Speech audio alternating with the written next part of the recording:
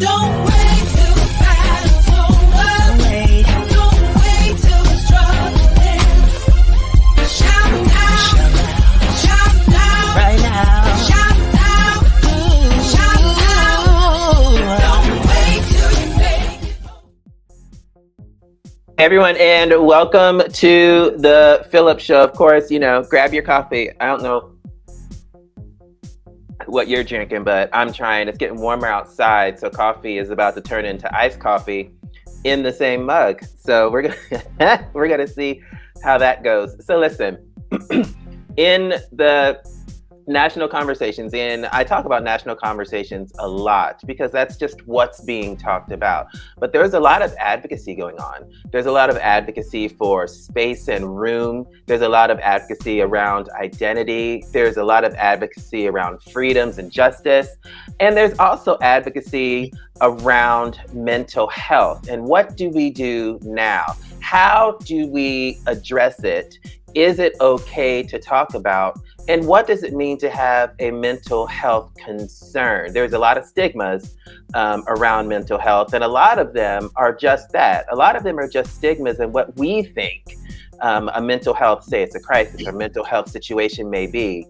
But today we are joined by an outspoken advocate for successfully discussing and dealing with mental health issues and an avid storyteller. And I can't wait to hear stories. So please help me welcome Alissa Paolella. Alissa. Hi, Phillip. Hi, good morning. Oh, you got your mug? Yes. I love your mug too. It's also Yellow Springs. Oh my goodness. So you're not from Yellow Springs, but you're here. I am, yes. Oh, and I know as a storyteller, I know that there is a huge story about that. But I want to jump into, if you don't mind, we can just jump right in. I want to jump into what we opened up the show with about mental health and what is it? And even more to the point, how do we deal with it? And what has been your journey surrounding that? I know one thing that you said was asking for help, but acknowledging I cannot do everything on my own was the bravest thing I've ever done. How did you get to that point? Yeah, so I think that, asking for help and being in community is the only way that we can lift each other up and get through those hard moments that everyone has in life. And my mental health journey has been long. I have been a mental health advocate for my entire adult life. Okay. I had connections through family, and I had my own bipolar diagnosis when I was pretty young. And I thought that it was in remission, and that's not really a thing. Bipolar is a chronic condition. So it's not in remission.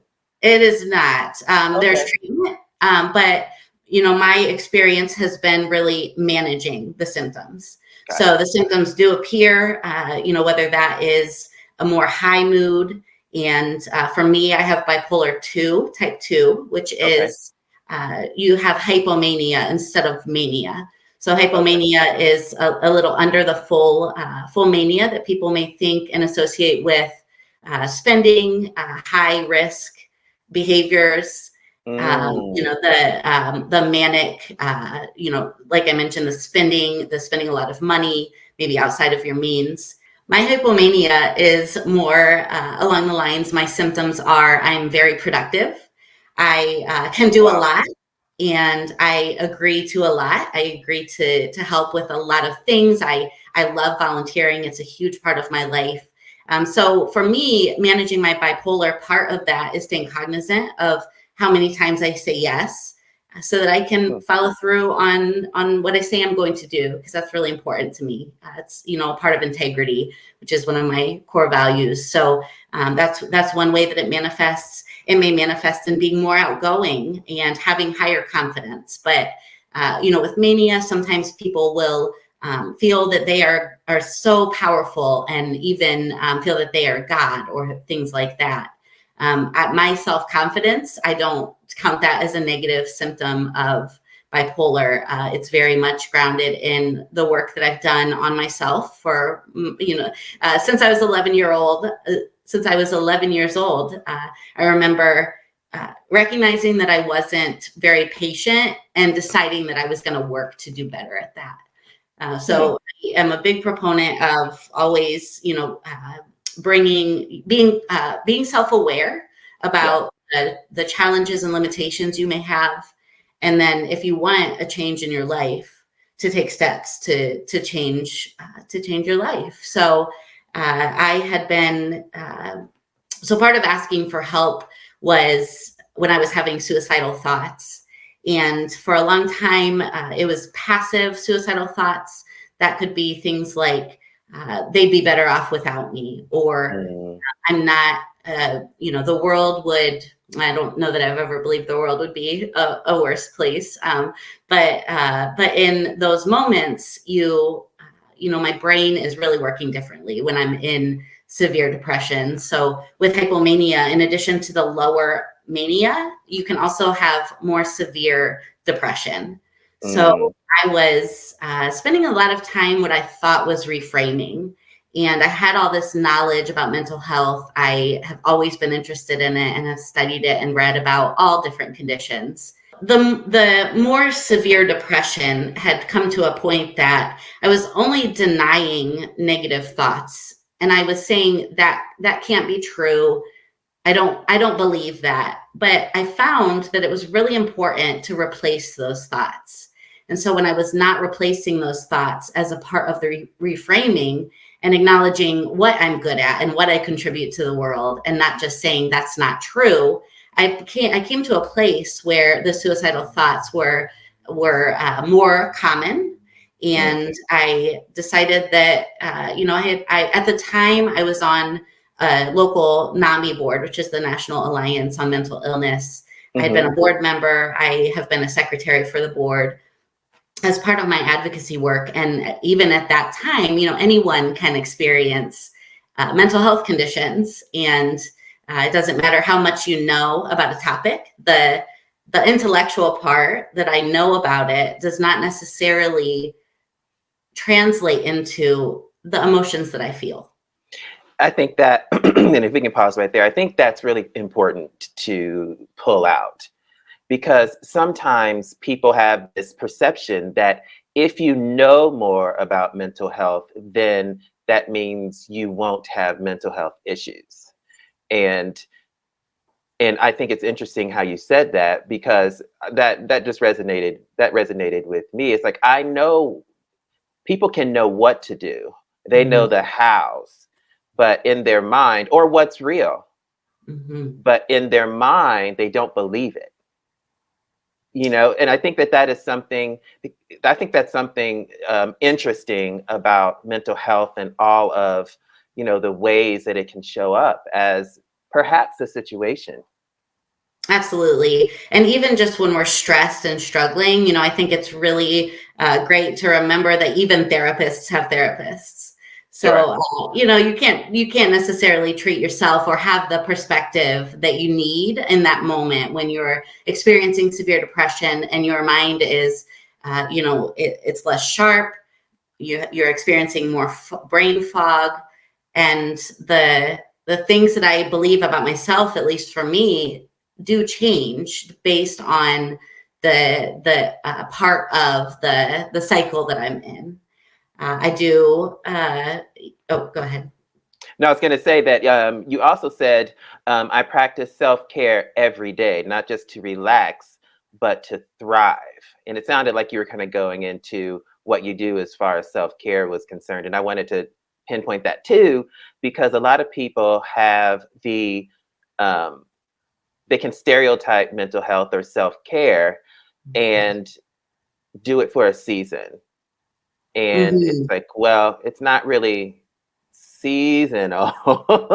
It's not really seasonal. And like you said, it's a process, but it's not something that starts, stops, and that's it. What are some of the things that you do? Because I know people are going to be listening. It's like, well, practicing self-care. What does that even mean? Yeah. So, and I consider my coping skills that I developed through when I checked myself into the hospital for suicidal thoughts. Okay. In that time, I knew what the list was, but I didn't know what worked for me. And Hmm. so a big part of that treatment was learning the coping skills that were best for me. And I incorporate those into my self-care. So the other thing is that with bipolar, as I said, it's chronic. So if I stop practicing self-care, there's a good chance that I'm going to have a fluctuation in mood. So Mm. practicing self-care is really taking care of yourself. It's, Yeah. be when you don't want to take a shower, taking a shower. When you don't Mm. have the energy to take a shower, going ahead and doing it. It's brushing your teeth every day. Some people struggle with that when they're severely depressed. It's drinking water and taking care of your body, and it's moving. So that's the most recent area that I've been focusing on is moving my body and Hmm. making sure that I'm taking care of myself physically, because really it's a whole body system. We like to Yeah. separate mental health from physical health, but they're so interchangeable that they are truly not. Truly cannot separate them. That's so eye-opening because some people would not associate doing those small things with practicing self-care. It would just be something that I didn't do today. Hmm. Or, it's like, oh, I didn't feel like it, but not saying that you not feeling like it is sort of an issue. Hmm. How does one determine, and I know this might be too, I don't know if there's an answer for this, but how does one determine if they just lazy? Or, me not doing that is actually something that I need to look into. Yeah, so whenever I hear people talk about laziness, I do have to question that. There's a Hmm. condition that we know about now called executive dysfunction. And I Hmm. think a lot of people who are called lazy actually have a condition that their brain has trouble knowing the steps to get where they need to go. Hmm. So I don't personally experience executive dysfunction, but I think that when you assume people are lazy, you're not giving them the benefit of the doubt. And the chances are pretty great that they're just struggling. And that's Yeah. when your community and your network, that is so vital. A big part of my depression was around the environment that I was in, not Hmm. feeling that I belonged in that community. Hmm. Even though I was very well known in the community as a former journalist, it wasn't it wasn't necessarily the community for me. Got it. So there was a lot of isolation there. And so I built, over the past 5 years, I've strengthened the relationships that I've had, and I've been more intentional about adding quality relationships to my life. Hmm. And it's not only people supporting me. I love to support people. I love when people come to me and say I'm struggling, because a lot of people are, they're scared of that. Yeah. But They're scared of often, saying it or they're scared of yeah, struggling. yeah. Well, the people who are struggling, those who are helping them, those who they are going to for help, to express their thoughts. Sometimes people think that they have to say something special. And Mm. so often people just need a presence, a Yeah. truly caring presence, someone to hold their hand and to say you're not alone, to hear Mm. them, Yeah. and to to really hear them out and be a good listener. That's so important. And I think that's overlooked a lot, Mhm. because people do have the desire to quote unquote be a support. And generally Mhm. that be a support means like either be a therapist or do something.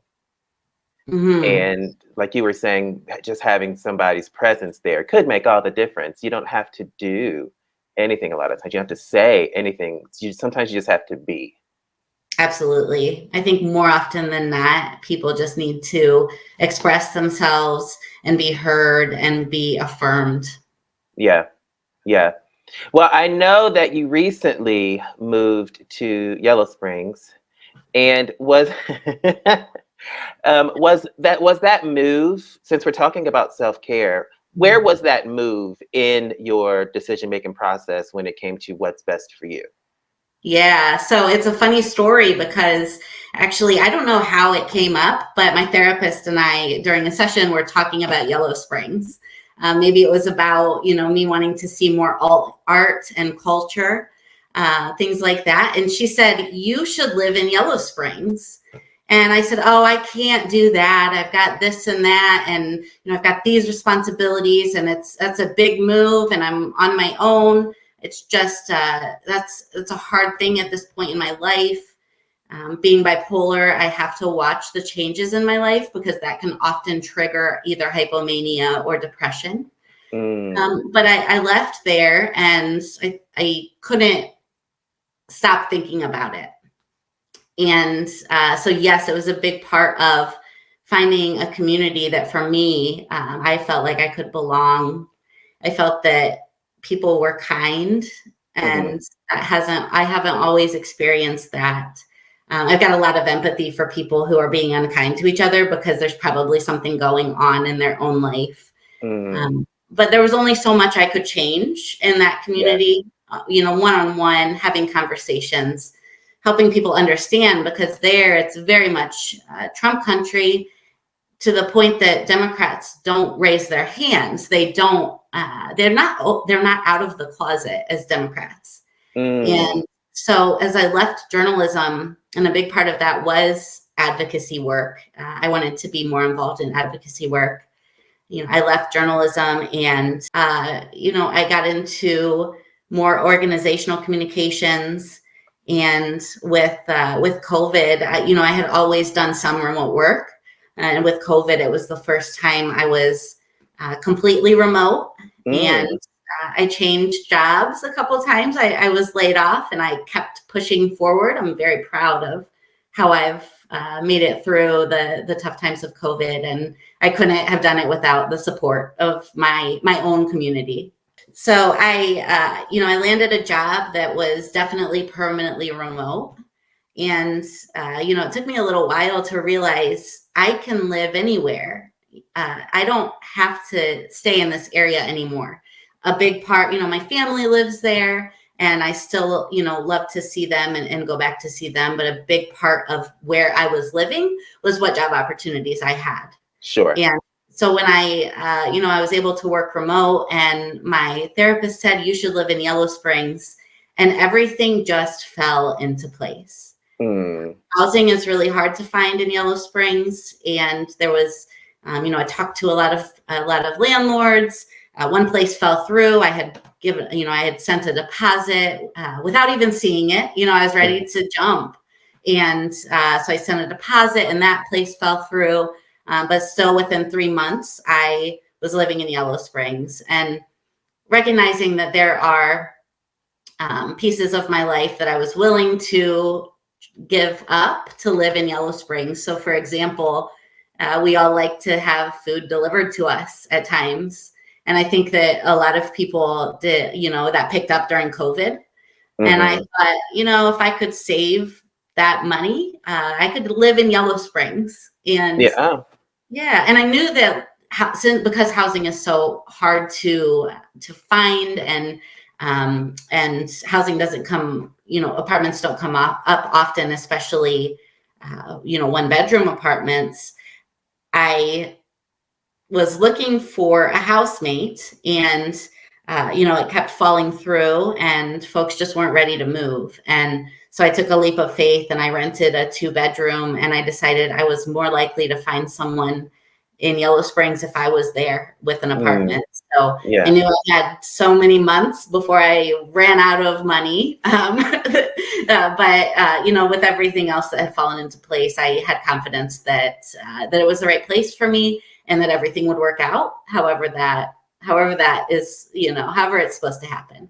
Yeah. So moving to Yellow Springs and talking about mental health, what things do you now put in place, or what things have been checked off the box because you're now in this place? Oh, there's so many. I think I would start with just the social activities that I have to choose from. Where I was living before, there's a different culture. And there might be, some theater that I would want to go see, or an art show every quarter or things like that. But in Yellow Springs, there are many things to choose from every day that I enjoy, and where differences are celebrated. And so just that social outlet has been really good for me. Obviously, the nature. This is Yellow Springs is my favorite natural environment in Ohio, along with the Athens County, Athens and Hocking Hills area, Okay. and just the amount of nature that's available to people and the extent of what's offered. Mm. Additionally, I had more opportunities to explore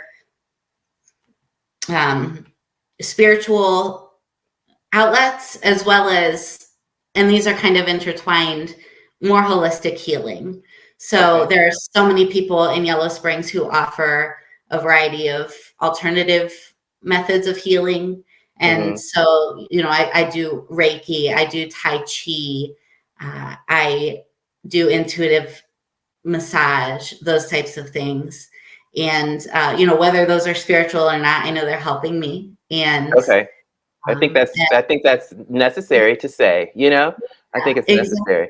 Yeah. Yeah, and paired with the other treatment I'm in. So I'm still seeing a therapist. I'm still seeing a psychiatrist who prescribes my medication that keeps me alive, literally. So there's still a lot of stigma around taking medication Yeah. for mental health conditions. And I would just encourage people to work with a professional and know that medicine in the mental health space has made great strides in the past couple decades. So it's known, mental health medication is known as, I think, in the general public as being more of an experimental thing where you have to try one antidepressant and that doesn't work. So you try another antidepressant and that doesn't work. People don't realize that in the past, approximately 2 decades, perhaps, the advances in medicine have created new antidepressants that Okay. that people are less likely to have the side effects that may have gone with earlier medications. Mm. In addition, I hope it becomes widely available at some point. It's still in the early implementation. Due to DNA sequencing, they can actually look at your DNA and determine based on that what antidepressant should work best for you. Oh. So they're just great strides in medicine, right? We know about strides in medicine in many other areas. And I don't know why we don't know about these, but just, keep in mind that there have been so many advances, and that includes the mental health space. And a personal question, just listening to all the advances that are being made and listening to the number of people saying things about mental health. It's on social media everywhere, create the safe spaces for people to say it, normalize being able to have mental health concerns. And this might sound weird, but where did the boom of needing antidepressants or people being depressed come? It seems like it came out of nowhere.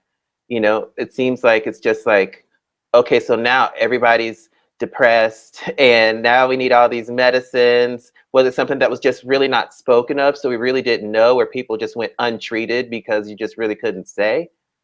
Yeah, I think both of those. And I would also add our mental health system is very broken. Oh, okay. It's hard to find a therapist that works well with you. The Hmm. waiting list for psychiatry can be 6 months long. And when people need medicine, they need it now. So some Hmm. people who are untreated with medication will actually go to a hospital because they can access that medication quicker. That makes Like, sense. yeah, like most of our healthcare system, our mental health care system is struggling. It's underfunded, and Hmm. for the amount of people who need help. But I do think a big part of it was being untreated, and I think that there are a lot of stigmas around just medication in general for mental health, and that keeps people from seeking treatment. But so does the lack of accessibility, the lack of affordable care, the lack of therapists and psychiatrists. We don't have enough of them for the need that is there. We know the estimates are 1 in 5 people will have a mental health condition in a given year. And I think those are probably underreported numbers. Again, people don't seek help, and for a variety of reasons that are inside and outside their control. Just listening to you tell your stories, it's clear that you are well versed in communication, and you have your own communications company, Paolella Communications. Tell me just a little bit about that and what that involves for you. Yeah, I do. So I originally was doing freelance writing and editing. I have done that for a number of years, just since I've worked in corporate communication. So about the past 7 years, doing freelance outside of journalism. And then, during COVID, I had the opportunity to earn a variety of certifications, opportunity and time. So I became certified in some of the work I was already doing in content marketing, digital marketing, email marketing, social media marketing, and search engine optimization for websites. I love content marketing. It's definitely my heart, and because it's the opportunity to tell more stories. Yeah. And so, I had the skills, and I thought I just don't need to limit the services that I offer. So I do offer strategy and planning. And a part of every project is analytics, because you must know if what you're putting out is effective. Yeah. So, that's just a given. That's part of the project. So I can do, any channel. I've worked with all the platforms, and I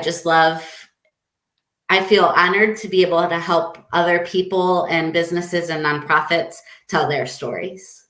Yeah. Well, that's wonderful. And you do a good job because you tell yours very well. Thank you. So, yeah. Well, Alissa, thank you so much for being on and being so transparent and informative. You're transparent with your story, but through your transparency, there's all of this information. And I think a lot of the information that you shared to me was so comforting, because it helps put reason to why. When you hear somebody else say it sometimes, and you're feeling that way sometimes, you say it, and it's like, oh, that's why. Oh, that's why. So thank you for continuing to move forward, even when the challenges were hard. And yeah, thank you for that. Thanks for having me, Phillip. Absolutely. It's my pleasure. Okay. Will you come back and talk more about marketing and just some other stuff? I'd love to. Absolutely. I'd also love to talk about Central State University, Ohio's only public HBCU, and 1890 land grant university, where I currently work now as a university writer. You're the university writer. So let's explore that just real quick. So As a university writer, you got the job at Central State, and as university writer, that means what? Yeah, so I work with an institutional advancement. So that can be everything from storytelling, making sure that the stories of campus get out.